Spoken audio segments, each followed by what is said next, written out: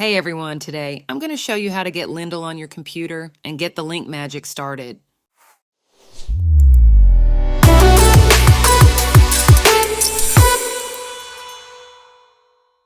First things first, head over to the Chrome Web Store. You can find the link in the description below. Once you're there, type Lindle into the search bar. Boom!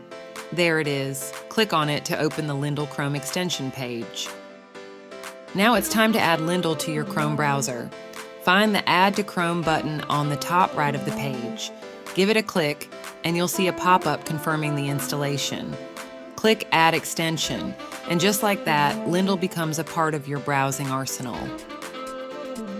Alright, we're almost there. Lindle is now installed, but let's make it even more accessible.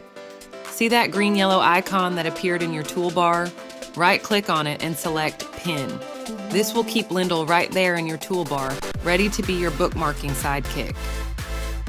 And there you have it, folks.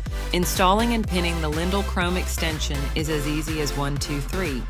If you found this guide helpful, don't forget to give it a thumbs up, hit that subscribe button, and ring the notification bell to stay updated on all things Lindle. Happy bookmarking, and I'll catch you in the next one.